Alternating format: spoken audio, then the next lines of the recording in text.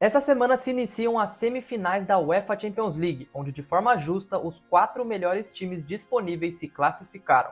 No jogo da terça temos um Arsenal muito sólido, que bateu o Real Madrid e conta com uma equipe coletiva, enquanto o PSG sem nenhuma grande estrela também é uma equipe que joga junto, ou seja, um jogo muito equilibrado.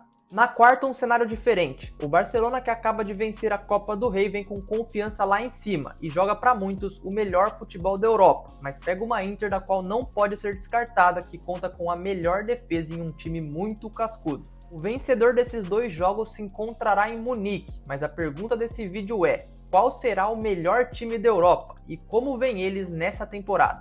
Vamos analisar. Rapaziada, só para deixar claro que eu vou sim passar dos times um por um nessa temporada, mas também tem outros fatores que alteram o resultado final.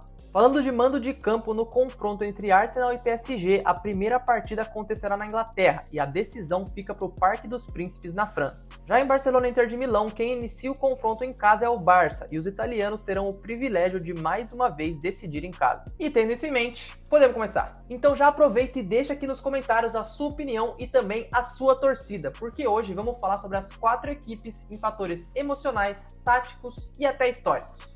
Vambora! Bom, como eu tenho vídeos recentes de 3 dos 4 times que estão nessa semifinal, vamos começar pelo que eu ainda não falei aqui no canal, sobre o Arsenal. O clube inglês vem de mais uma temporada constante, acumulando pela terceira vez consecutiva, muito provavelmente, o vice-campeonato da Premier League. Nas Copas Nacionais, a equipe caiu nas duas praticamente em uma semana, tendo a partir de janeiro só a Liga e a Champions para disputar. Ok, falando assim, parece que a coisa não é tão boa assim.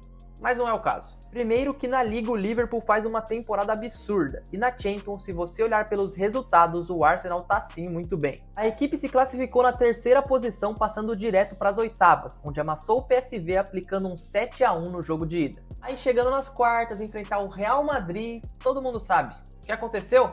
O Arsenal atropelou. No jogo de ida 3-0, 2 gols de Declan Rice e um confronto já definido, já que na volta o Arsenal encaixotou os pontas do Madrid e fez uma partida muito correta, algo que pode vir a funcionar mais uma vez. O PSG tem na parte da frente pontas de uma transição muito rápida, algo que de certa forma se assemelha com o que acontece com o Real Madrid, então sim, o Arsenal sabe lidar com essa situação. Esse embate vai ser muito definido pela faixa central do campo, onde os dois times têm jogadores muito dominantes.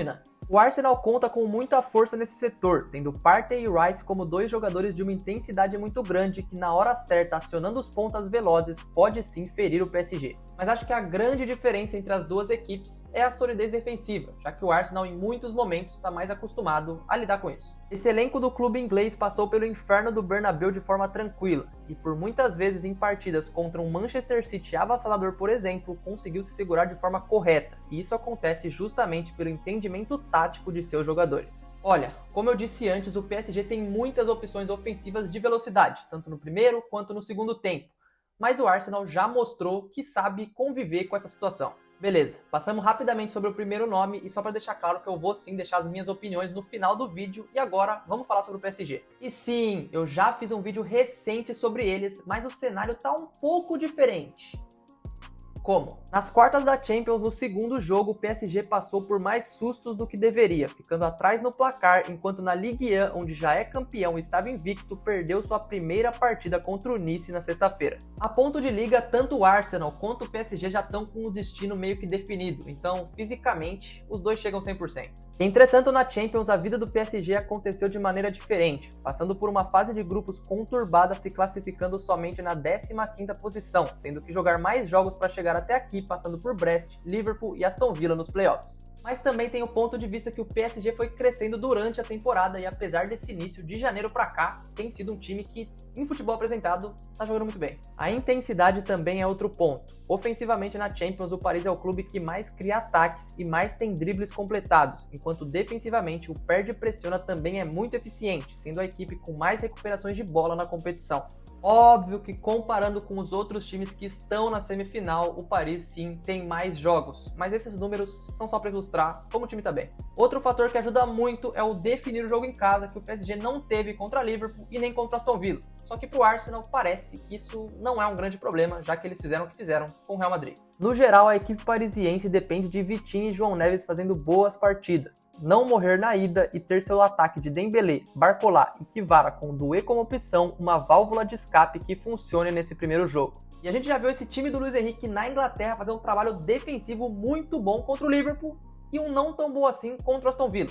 Agora resta saber qual vai ser contra o Arsenal. Primeiro já coberto, agora vamos para o outro confronto, mas antes disso eu paro aqui para pedir para você deixar o seu like e se inscrever aqui no canal.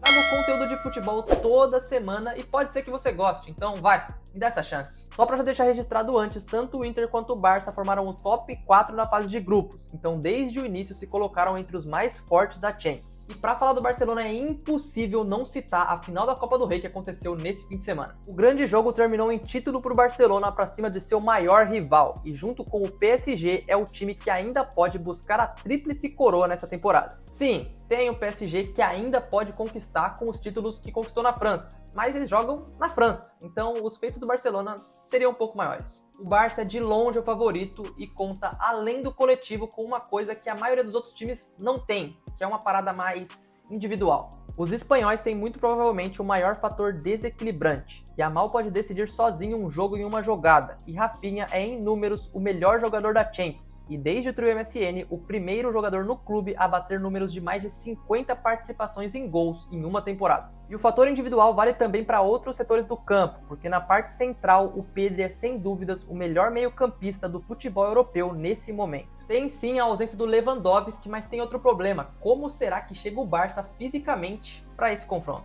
Como a gente sabe, o time de Flick tem uma intensidade de jogo muito grande, e vindo de uma final de 120 minutos, o aspecto físico pode pesar. E lembrando que, diferente do outro confronto, tanto o Inter quanto o Barça ainda se preocupam com o título da Liga Nacional, então tem esse aspecto aí. No geral, o Barcelona é o grande favorito e o melhor futebol, contando ainda com o melhor ataque da competição, mas na minha visão, pegar a Inter do jeito que vai ser, pode ser um problema. No jogo contra o Borussia, por exemplo, o confronto foi definido no primeiro jogo, com os culés passando por dificuldades na volta, o que pode ser pior na Itália. Como o time chega fisicamente e também o quanto eles vão conseguir abrir no placar nessa primeira partida, eu acho que é a grande dúvida, porque a Inter é um time sim muito coeso e aproveitando, vamos falar sobre ela. A Inter de Milão conta com a melhor defesa da competição, o que é um contraste muito grande com o Barcelona e seu melhor ataque, e jogando com 3 zagueiros terá a chance de encaixotar tanto o Rafinha quanto o Yamal, o que pode ser um divisor de águas para esse confronto. Só que do ponto de vista de momento, a Inter recentemente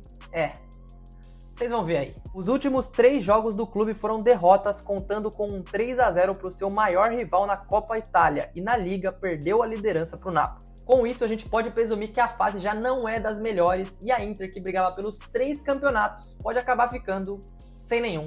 Porém, tem outro fator que o torcedor da Inter pode se apegar nesse momento, que é uma coisa mais do histórico. Em 2010, há 10 anos atrás, a Inter enfrentou o Barcelona em uma semifinal e na Espanha conseguiu se classificar de forma brilhante, mesmo não sendo favorito. Então podemos assumir que esse primeiro jogo é o essencial. A Inter não é favorita, mas se leva para a Itália um resultado reversível, tem totais condições de parar esse Barcelona. A equipe pode não ter nenhuma grande estrela, mas joga um futebol muito interessante. Inzaghi faz do time algo muito organizado, e por conta do esquema, a equipe tem superioridade numérica em todas as áreas do campo, algo que contra o Barcelona pode ser sim um diferencial. Tá, de um lado o Arsenal e PSG vêm de um nível mais leve fisicamente, enquanto o Barcelona e Inter um pouco mais pesado.